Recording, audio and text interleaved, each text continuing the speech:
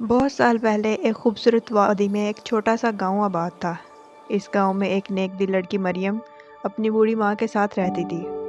مریم بہت رحم دل، ایماندار اور دوسروں کی مدد کرنے والی تھی۔ اس کے والد کا انتقال ہو چکا تھا اور وہ لکڑیاں جمع کر کے بازار میں بیچتی تھی تاکہ اپنی ماں کے لیے کھانے پینے کا انتظام کر سکے۔ گاؤں کے لوگ مریم کو پسند کرتے تھے کیونکہ وہ ہمیشہ سچ بولتی، نیکی کرتی اور ہر کسی کی مدد کے لیے تیار رہتی تھی۔ وہ اکثر جانوروں کو کھانا کھلاتی، درختوں کی حفاظت کرتی اور کسی کو تکلیف میں دیکھتی تو فوراً مدد کو پہنچتی۔ ایک دن مریم حسب معمول جنگل میں لکڑیاں چننے گئی۔ اچانک اسے ایک چمکتی ہوئی روشنی نظر آئی۔ جب وہ قریب گئی تو دیکھا کہ وہاں ایک خوبصورت پری ہے جو بے ہوش پڑی ہے۔ اس کے سنہری بال بکھرے ہوئے تھے اور اس کے سفید پروں پر مٹی لگی ہوئی تھی اور وہ کمزور لگ رہی تھی۔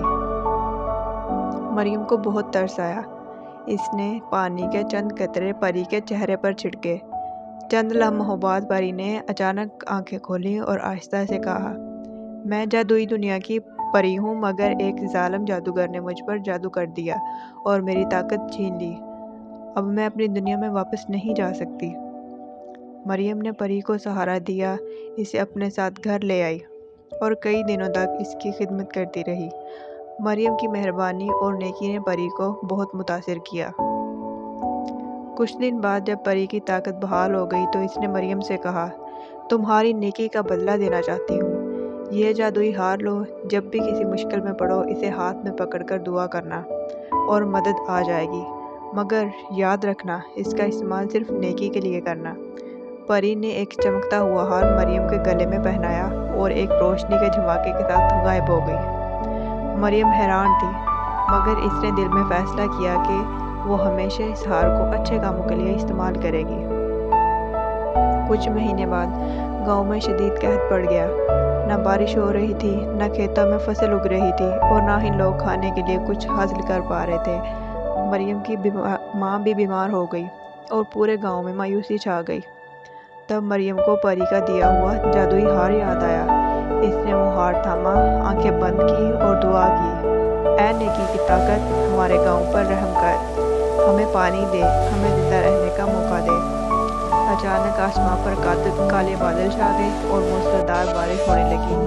زمین پھر سے ہری بھری ہو گئی، دریا پانی سے بھر گئے اور گاؤں میں خوشحالی واپس آ گئی۔ گاؤں کے لوگ حیران اور خوش تھے، مگر کسی کو معلوم نہیں تھا کہ یہ معجزہ کیسے ہوا۔ گاؤں کے لالچی جاگیردار کو جب خبر ملی کہ مریم کے پاس کوئی جادوئی طاقت ہے تو وہ اسے حاصل کرنے کے لیے چالاکی سوچنے لگا۔ وہ اپنے سپاہیوں کے ساتھ مریم کے گھر پہنچا اور بولا، مجھے وہ ہار دو ورنہ میں تمہیں قید میں ڈال دوں گا۔ مریم نے کہا، یہ ہار نیکی کے لیے ہے، لالچ کے لیے نہیں، میں کسی برے آدمی کو نہیں دوں گی۔ جاگیردار نے زبردستی کرنی چاہی، مگر اچانک پری نمودار ہو گئی اور بولی، نیکی کی طاقت کو کوئی ظالم نہیں چھین سکتا۔ یہ کہہ کر پری نے جادو کیا اور جاگیردار پتھر کا مجسمہ بن گیا۔ اس کے سپاہی خوف کے مارے بھاگ گئے۔ پری نے مریم سے کہا، تم نے ثابت کر دیا کہ اصل طاقت جادو میں نہیں بلکہ اچھے اخلاق اور ایمانداری میں ہے۔ تمہیں اس ہار کی ضرورت نہیں کیونکہ تمہارا دل خود سب سے بڑا خزانہ ہے۔ یہ کہہ کر پری نے ہار کو روشنی میں بدل دیا اور مریم کو دعائیں دے کر آسمان میں غائب ہو گئی۔ اب گاؤں میں ہمیشہ کے لیے خوشحالی آ گئی۔ لوگ پہلے سے بھی زیادہ محبت اور بھائی چارے کے ساتھ رہنے لگے اور مریم کی نیکی کی کہانیاں نسلوں تک سنائی جاتی رہیں۔ اخلاقی سبق: نیکی کا بدلہ ہمیشہ اچھا ہوتا ہے۔ طاقت اور جادو سے زیادہ اہم اچھے اخلاق اور ایمانداری ہے، اور لالچ کا انجام ہمیشہ برا ہی ہوتا ہے۔